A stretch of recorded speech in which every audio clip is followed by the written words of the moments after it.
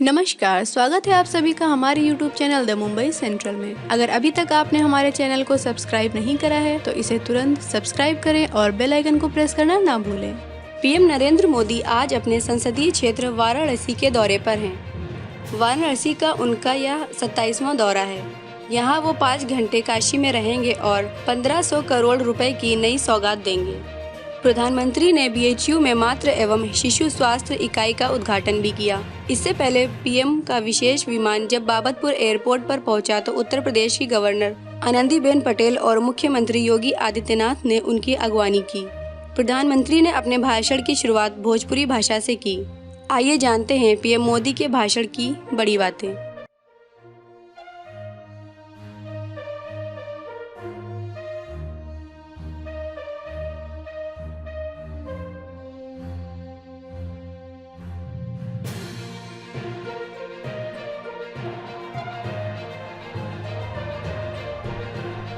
भारत माता की, भारत माता की,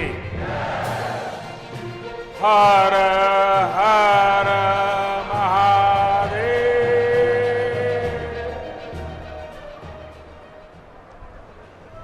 लंबे समय बाद आप सब लोगन से सीधा मुलाकात का अवसर मिलल हो।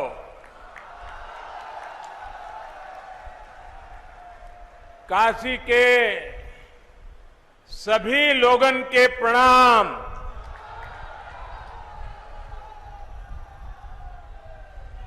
हम समस्त लोग के दुख हरे वाले भोलेनाथ माता अन्नपूर्णा के चरण में भी शीश झुकावत है।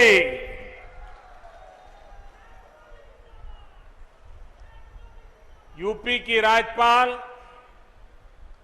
श्रीमती आनंदीबेन पटेल जी, यूपी के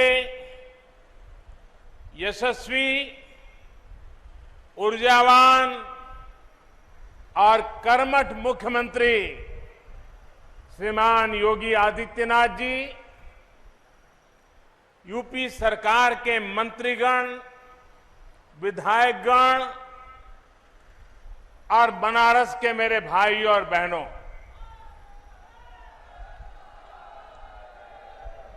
आज काशी के विकास से जुड़े 1500 करोड़ रुपए से अधिक के प्रोजेक्ट का शिलान्यास और लोकार्पण करने का अवसर मुझे मिला है। बनारस के विकास के लिए जो कुछ भी हो रहा है वो सब कुछ महादेव के आशीर्वाद और बनारस की जनता के प्रयास से ही जारी है।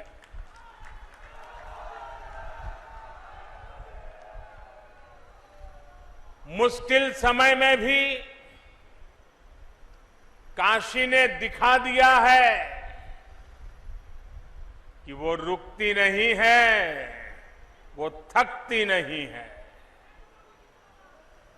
बहनों और भाइयों, बीते कुछ महीने हम सभी के लिए, पूरी मानव जात के लिए बहुत मुश्किल भरे रहे हैं। कोरोना वायरस के बदलते हुए और खतरनाक रूप ने पूरी ताकत के साथ हमला किया था, लेकिन काशी सहित यूपी ने पूरे सामर्थ्य के साथ इतने बड़े संकट का मुकाबला किया। देश का सबसे बड़ा प्रदेश, जिसकी आबादी दुनिया के दर्जनों बड़े बड़े देशों से भी ज्यादा हो, वहां कोरोना की दूसरी वेव को जिस तरह यूपी ने संभाला, सेकंड वेव के दौरान यूपी ने जिस तरह कोरोना संक्रमण को फैलने से रोका, वो अभूतपूर्व है। वरना यूपी के लोगों ने स्वास्थ्य सुविधाओं के निर्माण के लिए हाल में केंद्र सरकार ने 23,000 करोड़ रुपए का विशेष पैकेज घोषित किया है। इसका भी बहुत बड़ा लाभ यूपी को होने वाला है। साथियों, काशी नगरी आज पूर्वांचल का बहुत बड़ा मेडिकल हब बन रही है।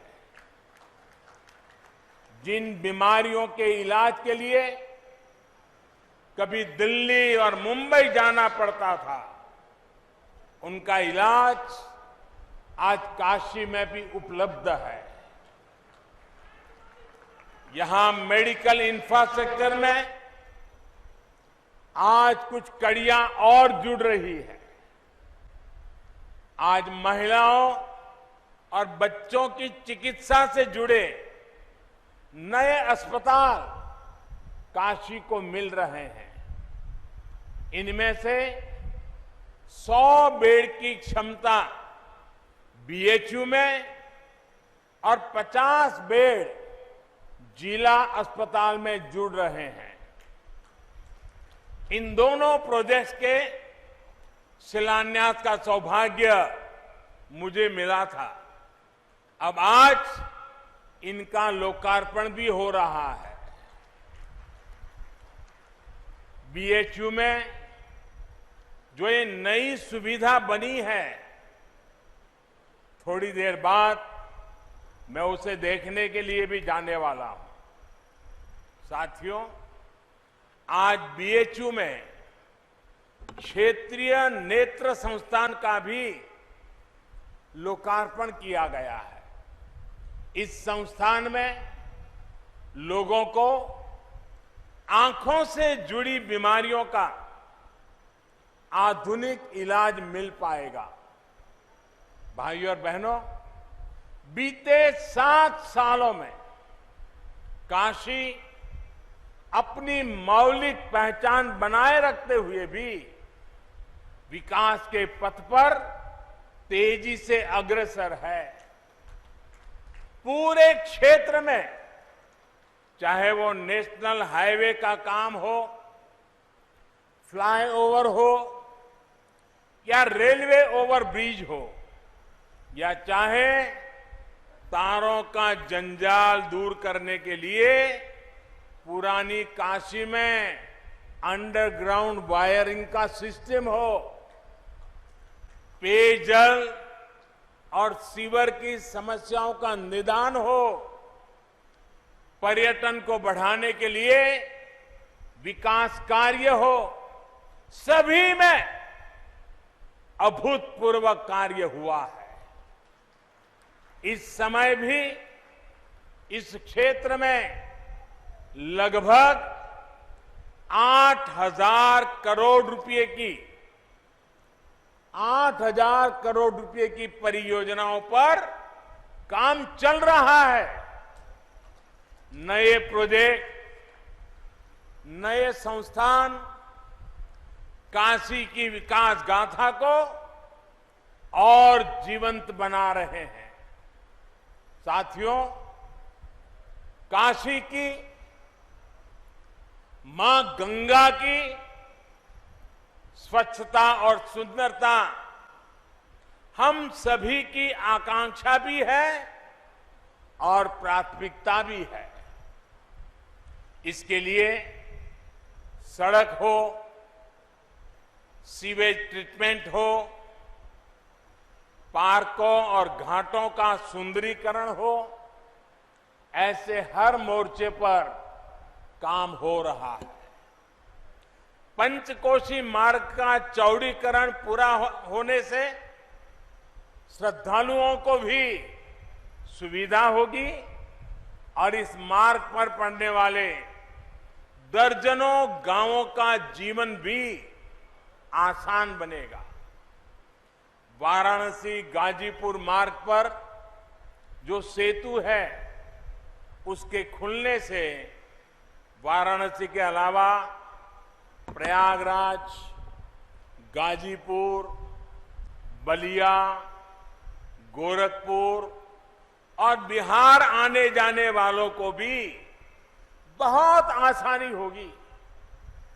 गौदौलिया में मल्टी लेवल 2 व्हीलर पार्किंग बनने से कितनी किचकिच कम होगी, ये बनारस के लोगों को भली भांति पता है। वहीं होंगे।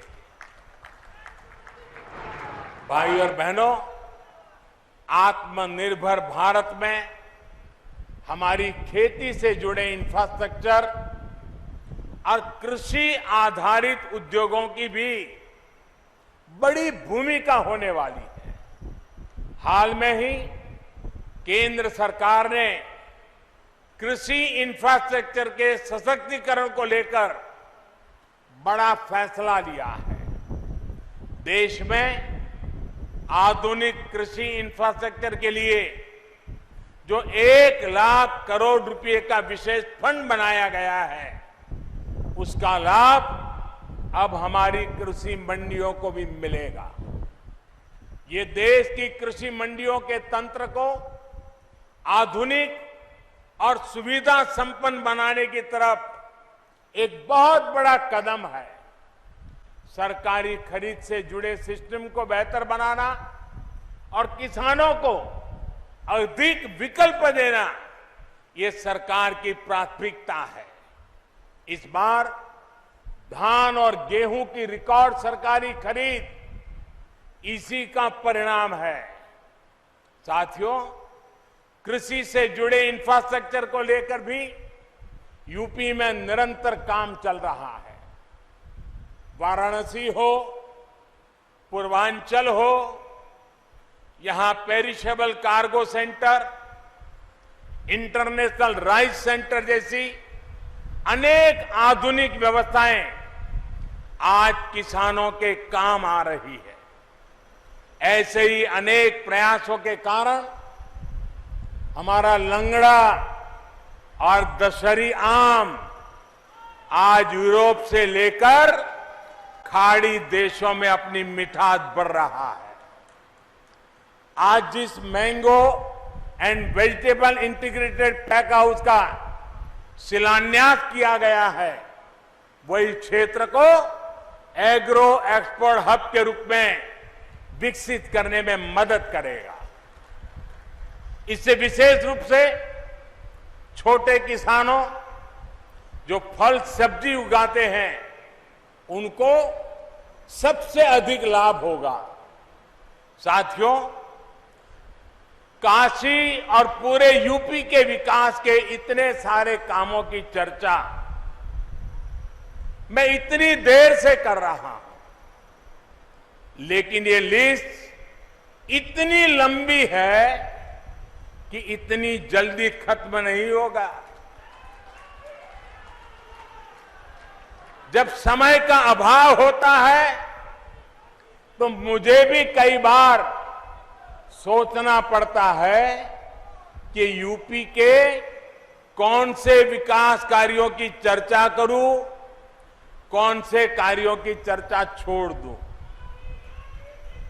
ये सब योगी जी के नेतृत्व और यूपी सरकार की कार्यनिष्ठा का कमाल है। भाई और बहनों, ऐसा नहीं है कि 2017 से पहले यूपी के लिए योजनाएं नहीं आती थी, पैसा नहीं भेजा जाता था। तब भी 2014 में हमें सेवा करने का मौका मिला, तब भी दिल्ली से इतने ही तेज प्रयास होते थे, लेकिन तब लखनऊ में उनमें रोड़ा लग जाता था। आज योगी जी खुद कड़ी मेहनत कर रहे हैं। काशी के लोग तो देखते ही हैं कैसे योगी जी लगातार यहां आते हैं, एक एक विकास योजना की समीक्षा करते हैं, खुद ऊर्जा लगाकर कामों को गति देते हैं। ऐसी ही मेहनत ये पूरे प्रदेश के लिए करते हैं। हर एक जिले में जाते हैं, हर एक काम के साथ खुद लगते हैं।